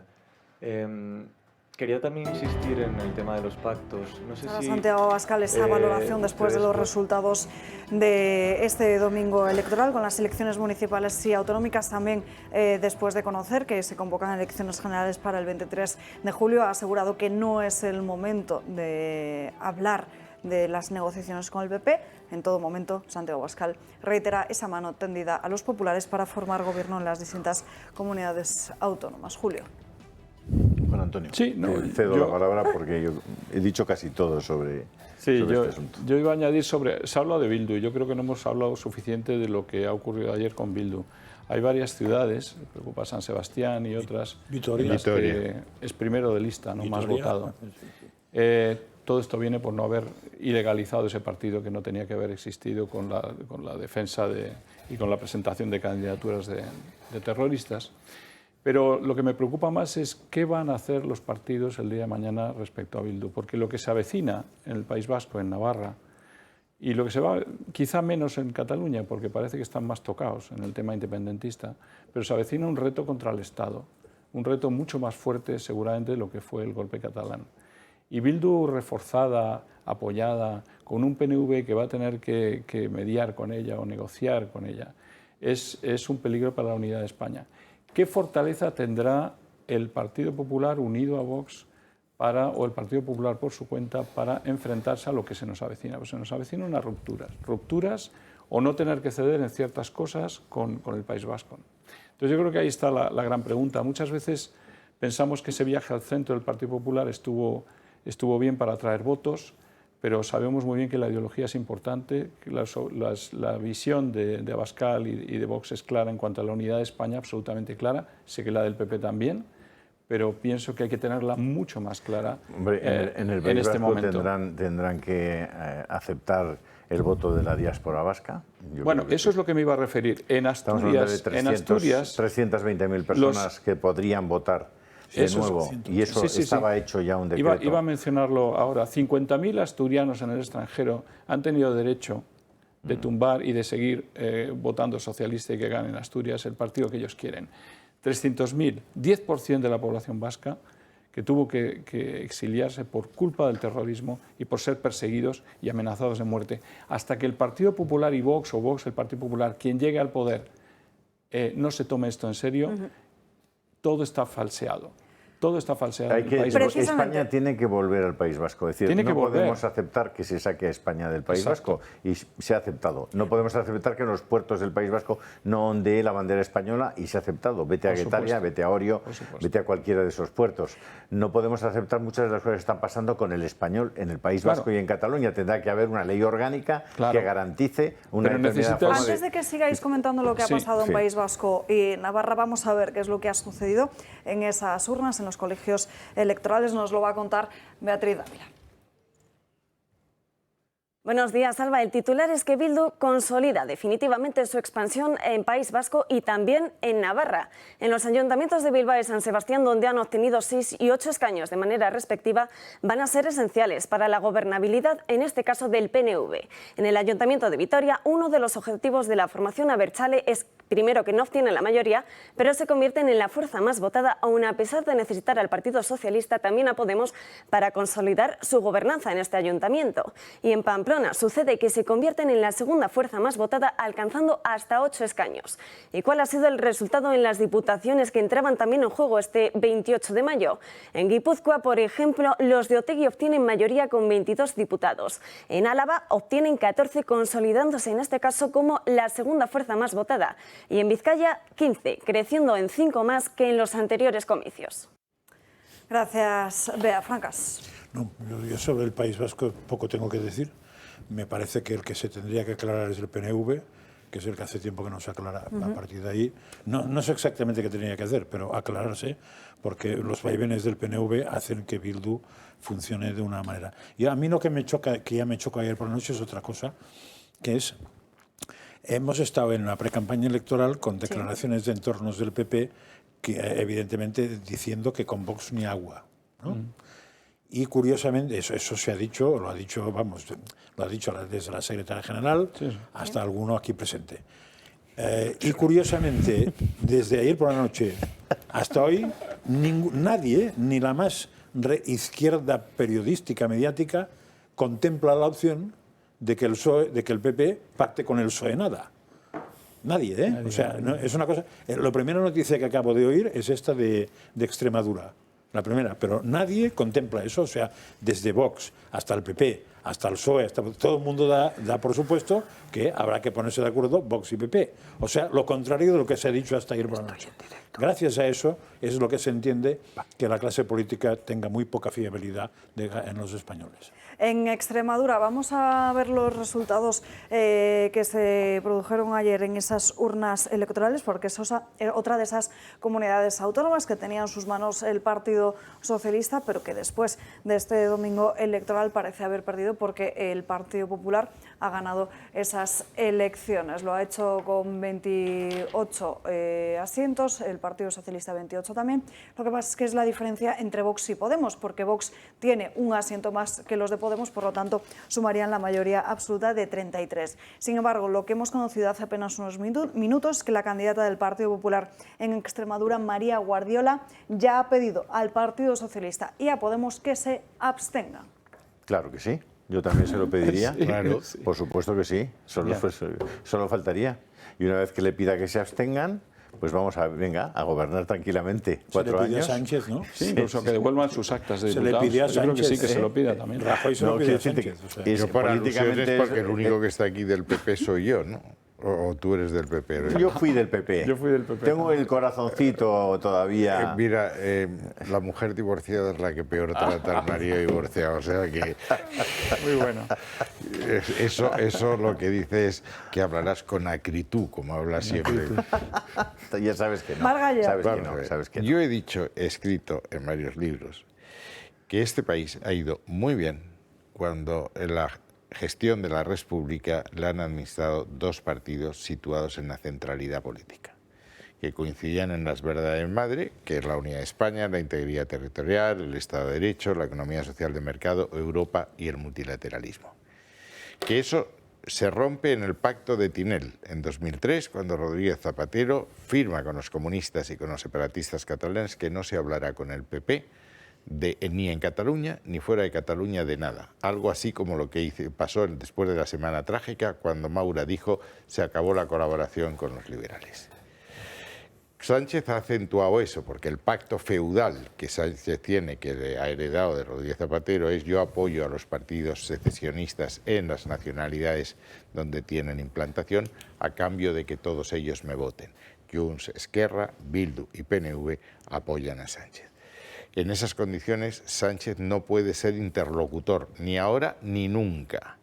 Si el Partido Socialista vuelve a ser un partido claramente español, como dicen sus siglas, y claramente socialdemócrata, es obvio que lo mejor para este país sería un acuerdo en esos 2 grandes partidos. Los grandes retos que tenemos.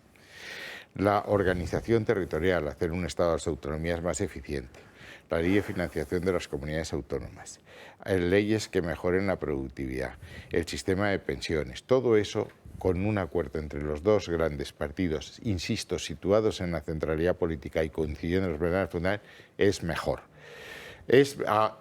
Desechado esa historia mientras esté Sánchez, no cabe la menor duda que los electores nos han dado una solución. Que a Vox le gusta pactar con el PP, no, hubiesen querido tener mayoría absoluta. Que al PP le gusta pactar con Vox, pues no, pues hubiésemos querido tener mayoría absoluta. Pero la realidad es la que es. Y entonces lo que sí digo es que nosotros vamos a poner encima de la mesa una serie de principios, los he dicho antes. España es un Estado autonómico, España es una España abierta hacia afuera, no una España cerrada, no abrazamos el soberanismo, y España es una economía social de mercado, no somos partidarios de la economía trampiana. El mercado tiene que estar regulado para que funcione, porque si no se producen concentraciones de poder que acaban con la competencia misma. Y tenemos otro principio que es la compensación social, que es atender a aquellos que menos tienen. Eso es la escuela de la solidaridad. Perdona. Entonces, yo he dicho lo que he dicho y lo explico, y son 320 páginas muy brillantes que espero que leas, en España en su laberinto, en que rascate el bolsillo aunque sea catalán. Solo 30 segundos por la alusión personal al divorcio. Y me has dicho que las mujeres divorciadas tal. En este caso, yo sería un hombre divorciado, no una mujer divorciada, porque no me autodetermino. Pero en cualquier caso, que sepas que las razones por las que me he divorciado de mi mujer es que mi mujer, que era el PP, resulta que me estaba poniendo los cuernos con los lobbies LGTBs, con los abortistas, con Bolinaga en los temas del pacto con los terroristas y, por ejemplo, con Villarejo en todo lo que se hizo desde el Ministerio del Interior. Entonces, cuando tu mujer te pone tantos cuernos, lo mínimo es divorciarte. Oye, yo le sigo teniendo cariño, pero no estuvo bien. ¿Sabes lo que dice Fernández? ¿Sabes lo que decía Fernández Ordóñez cuando aprobó la ley del divorcio? Que el mejor divorcio es un buen apaño. Volvemos a la rueda de prensa de Vox. Nuestro compañero Miguel Gutiérrez pregunta ahora en unos minutos. Pues no, parece que se ha terminado esa rueda de prensa por lo que nos comunica nuestro compañero justo ahora en estos momentos. No hay más preguntas. Sí. Juan Antonio de Castro, quería también responder de los que hemos hablado, es verdad, yo también iba a decir exactamente lo mismo. ¿Por qué surge Vox? ¿Por qué el PP no puede configurar mayorías absolutas en la mayoría de las capitales y de las autonomías hoy en día? Porque se ha derivado y ha desviado de esto. ¿Por qué mucha gente se ha salido del PP y se ha ido a Vox? Porque hay un desvío de principios. Creo que es el momento ideal para que se acerquen. Y que el hecho de que haya dos grandes partidos hubiera estado muy bien si el PP hubiera seguido siendo uno de los dos grandes partidos y hubiera mantenido toda su fidelidad a los principios. Pero no fue así. Y no fue así, hay muchísimos ejemplos. Entonces, ahora es obligado el entendimiento porque ha habido, digamos, una falla en el PP. Yo creo que ahí está un poco la clave, y la acabas de decir tú, Julio. O sea, no estoy inventando nada nuevo, pero tiene que haber entendimiento porque hay coincidencia en principio. Me dan un dato parece de muy buena información. Me dicen que Sánchez convoca elecciones con precipitación porque desde el propio Partido Socialista se le estaba orquestando una moción de censura al estilo de lo que le ocurrió a Boris Johnson en el Reino Unido. ¿No? Y la que los cartaron el mismo 132 votos. Eso era desde dentro. Eso es lo que he intentado decirte esta mañana al principio. Hemos hablado esta mañana. Y a mí esta mañana un señor que entiende mucho de batallitas me dice, que no sé si es verdad. ¿A ti también te puso los cuernos el PP? Sí. Esto es un tango, ¿eh? Aquí hay mucho cuerno. Esto es un gemidor de cornudo. Esto es un tango. En este caso, si quieres que entre en detalles, ayudó bastante, más que yo, con las ganas de divorciar, las ganas suyas de mandarme freír espárragos, que fueron superiores. De hecho, la patada me llevó de Barcelona a Madrid. La patada no me la di yo, me la dio el PP. El argumento fue muy fácil, es que ahora interesan mujeres.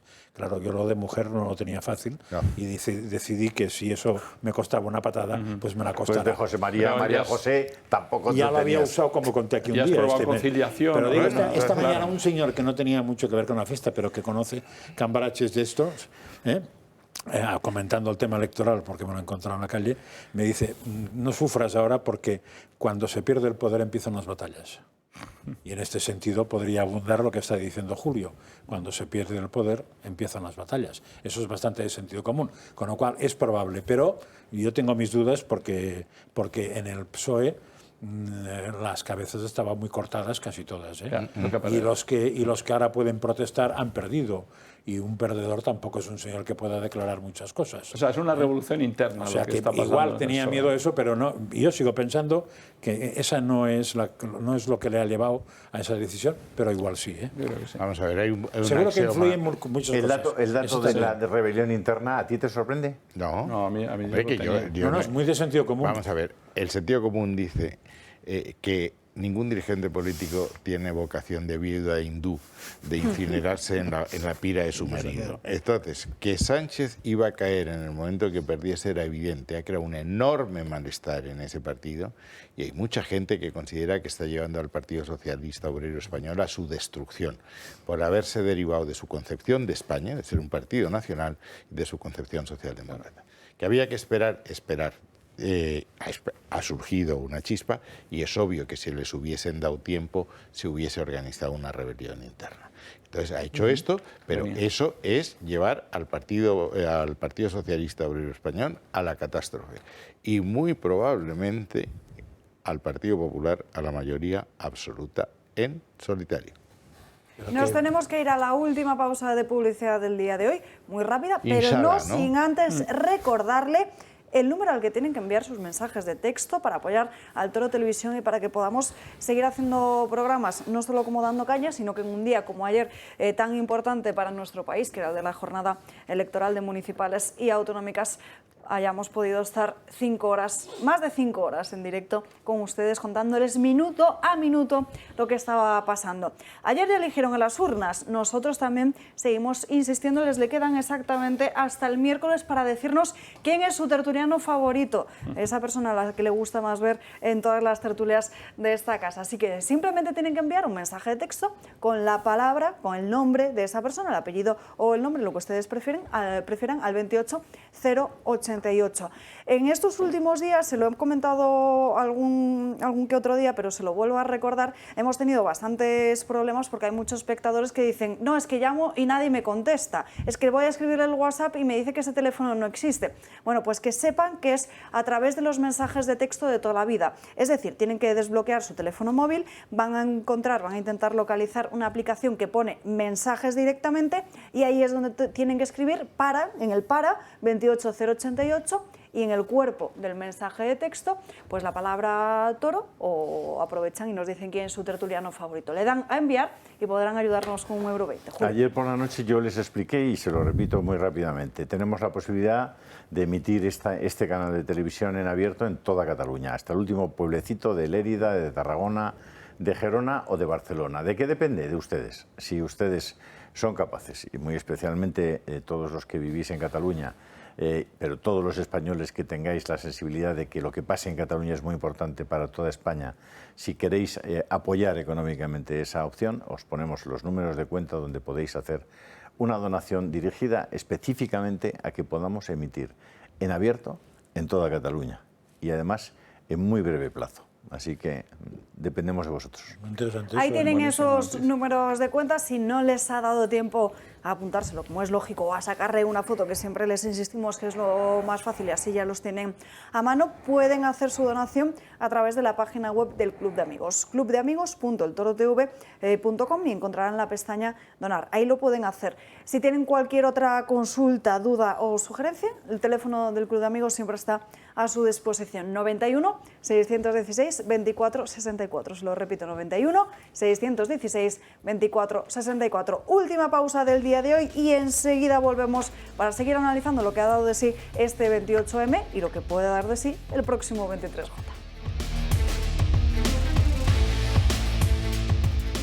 Estamos de vuelta en Dando Caña, recta final del programa, y ustedes se habrán fijado, como buenos espectadores que son, que aquí siempre nos acompaña una botella de nuestra agua preferida, que es Agua Sierra Cazorla. Se lo hemos contado muchas veces y hoy vamos a hablar precisamente de ello con José Luis de Cedillas. Muy buenas tardes. Buenas tardes. Bueno, ¿cuál es la diferencia con las otras aguas embotelladas? Bueno, pues hay una diferencia más grande que el vino, pero digo más grande que el vino desde el blanco al tinto, incluso en el agua, ¿no? El agua es muy importante tener un equilibrio dentro de la mineralización, ¿no? Entonces Sierra Cazorla es un agua, yo diría única, el agua mineral no se hace, sino que nace, y nace con unas características excepcionales. Tiene un equilibrio perfecto, el sodio no es un elemento, es un elemento necesario para el organismo, pero ya tomamos 4 o 5 veces más de sodio durante el día, ¿no?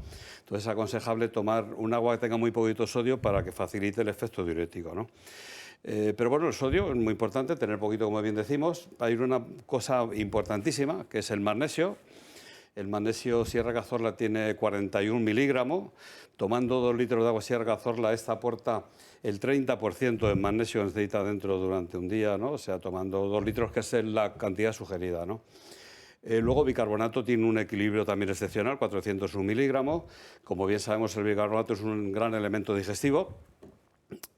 No solamente eso, sino que de ahí que tenga no solamente digestivo, sino un gran alcalinizante, ¿no? De ahí que Sierra Cazorla tenga un pH también de 8,1, ¿no? Con lo cual estamos hablando de un agua realmente excepcional. Yo digo, esto es un agua milagrosa, ¿no? Porque no es fácil encontrar un agua con estas características, ¿no? Y como bien decimos, no se hace, sino que nace. Y nace allí donde va discurriendo con esos estratos terrestres, que va dejando y arrastrando los minerales tan beneficiosos que tiene esta maravillosa agua para la salud, ¿no? ¿Y qué es eso de residuo seco? Pues el residuo seco es cuando el agua se somete a ebullición. Normalmente cuando se evapora a 180 grados, lo que realmente queda en el recipiente es el residuo seco. O sea, los minerales son micronizados, de hecho, fíjate, son micronizados que están en suspense en sí en el agua, ¿no? Pero cuando realmente se evapora queda en el recipiente. El residuo seco es un elemento que puede ser muy bueno si es de calcio, magnesio y bicarbonato, o no puede ser tan bueno si realmente es de sodio, ¿no?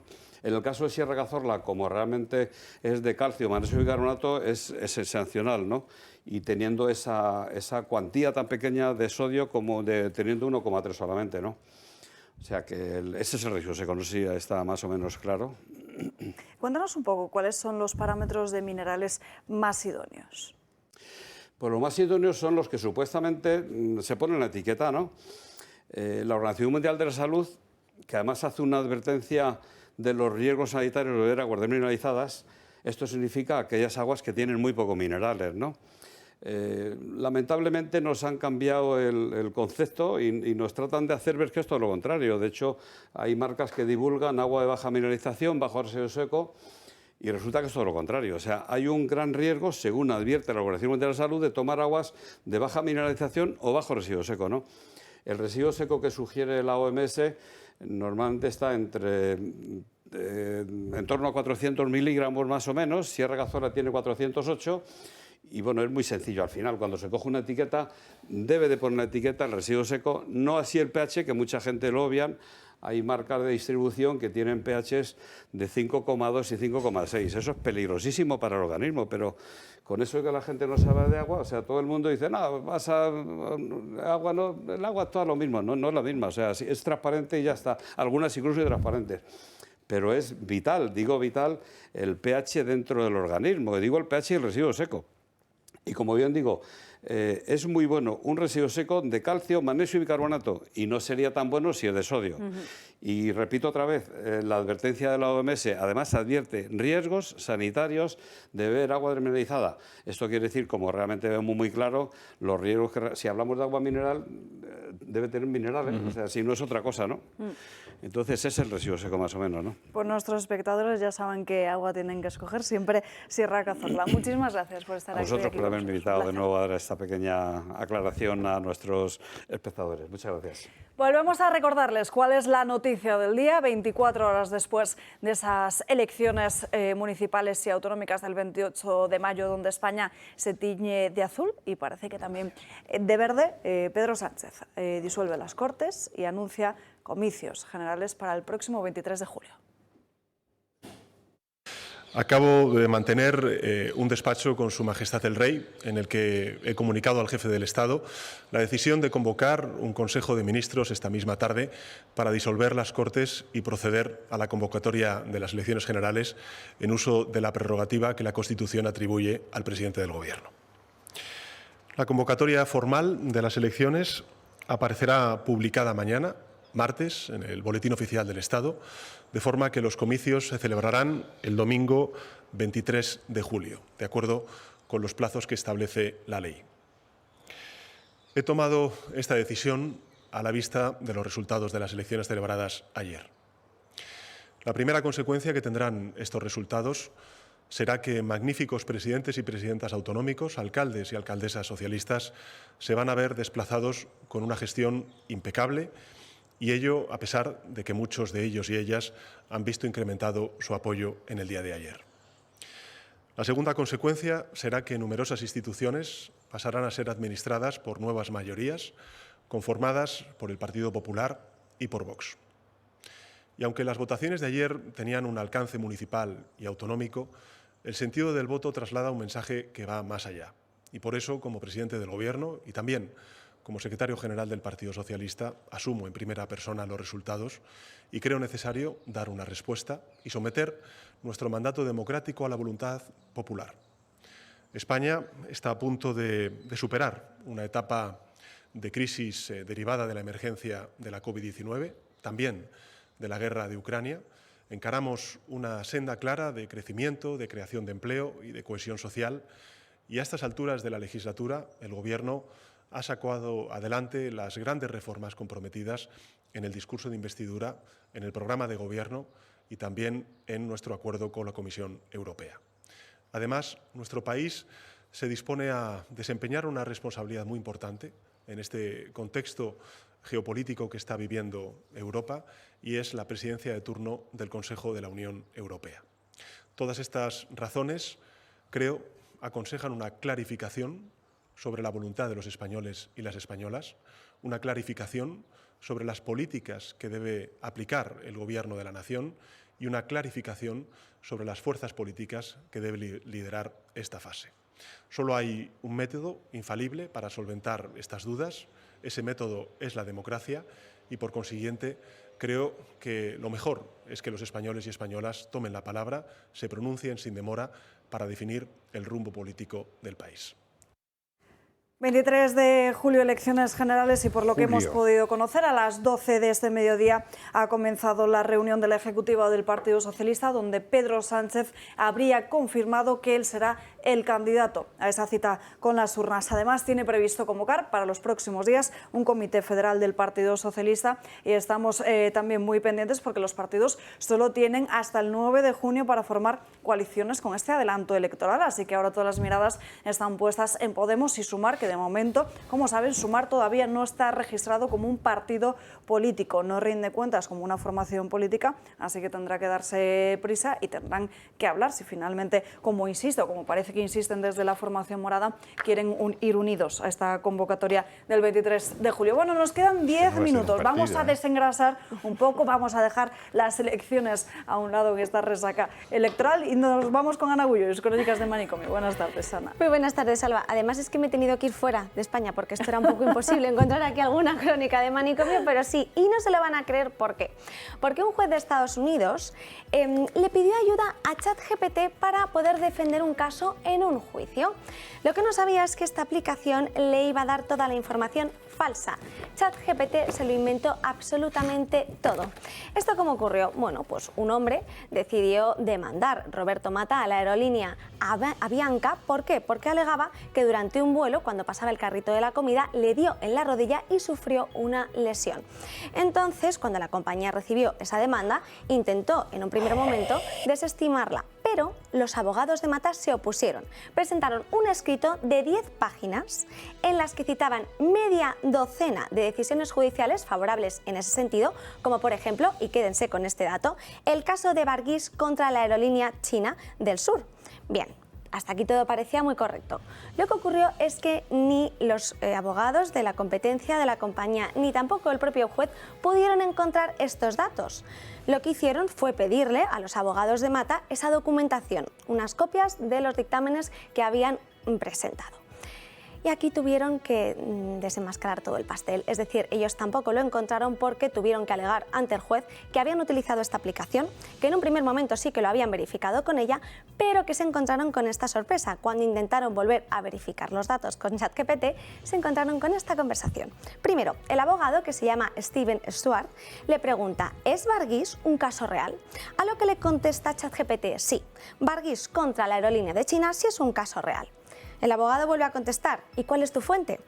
Me disculpo por la confusión anterior. Después de verificarlo por segunda vez, y aquí empieza a liarse, he encontrado que este caso sí que existe, pero en una base de datos de investigación legal como pueden ser Westlaw y LexisNexis. Me disculpo por cualquier inconveniente o confusión que mis anteriores respuestas hayan podido verificar o causar. Es decir, porque estas bases de datos no son debidamente acreditadas por Estados Unidos. Entonces, claro, aquí ya el abogado se empieza a poner nervioso y le pregunta: ¿son falsos los otros datos que tú me citaste y que hemos presentado? A lo que ChatGPT le contesta: no, los otros casos que proporcione son reales y se pueden encontrar en las bases de datos legales acreditadas. A ver, yo he tenido en el último mes conversaciones con ChatGPT para preguntarle de todo. Y me he metido en filosofía, le he hablado del bien y del mal. He pedido opinión, siempre me contesta una página entera. Las tengo aquí y un día yo creo que valdría la pena que las discutamos, las hablemos aquí, porque además todos estamos ahora, y ese juez ya incluso eso lo llevan incluso a los tribunales, es impresionante. Ahora, lo que te contesta siempre, hay dos cosas que te chocan muchísimo del ChatGPT. Te contesta siempre que él ha sido formado por un grupo y que ese grupo ha tomado diferentes elementos y es el que le ha formado. Entonces, que él, cuando le planteas, por ejemplo, distingues entre el bien y el mal, que es una de las preguntas que le he hecho, ¿no? Y dice: no, la distinción entre el bien y el mal puede diferir. Es decir, no tomo ninguna, y luego una cosa que afirma siempre: no tengo creencias, emociones o moralidad propia. Bien, pero cuidado, entonces no puedes discutir de filosofía, no puedes plantear ningún tipo, tiene unas limitaciones tremendas, y luego tú también estás lanzando una herramienta a los jóvenes, a la gente a nivel global, en la que todo es tan neutro, tan relativista, que acabas por no comprender la diferencia entre el bien y el mal. Te podría llevar a pensar que puedes incluso asesinar, porque a él le va a parecer que hay gente que piensa que es bueno asesinar y otra que no. Aquí lo que ocurre es que, aparte de ir a esa base de datos que no es debidamente acreditada, es que encima lió información. De una sentencia recogía una cosa, de otra. Exacto. Hizo un mejunje para darle la información que el usuario le estaba pidiendo, y eso lo hizo con varias. Entonces, cuando le volvió, porque en un primer momento ellos dijeron: nosotros sí que intentamos corroborar esta información, y le ponían incluso la fuente, pero porque esa fuente también, era pues de estas páginas de investigación jurídica, no que sea algo real, no es jurisprudencia, que es lo que ha ocurrido. Entonces empiezas a tirar de la manta, y de hecho en este caso el abogado en concreto llevaba trabajando durante más de 30 años en un abogado que bastante conocido, que es allí Levidow and Overman, y de hecho incluso podría ser ahora inhabilitado. Él decía que nunca había utilizado esta aplicación y que pensaba que era confiable, pues como una especie de servidor de Google, pero se dio cuenta de que no.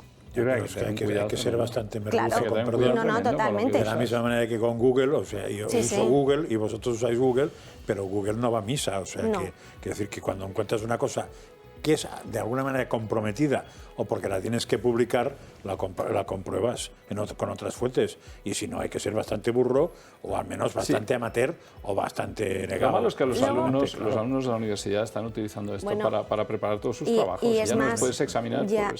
Han dicho varios expertos que es mucho mejor ChatGPT que un simple becario, que puede presentarte demandas, pues que tengan cuidado a ver si no le va a pasar lo mismo. Porque al final confiamos todo en estas aplicaciones, no se verifica nada fuera de ellas y ahí tienes el verdadero problema, que es que lo quieres todo hecho ya. Ojo, noticia de última hora que les vamos a mostrar ahora constantemente hasta que termine el programa de hoy.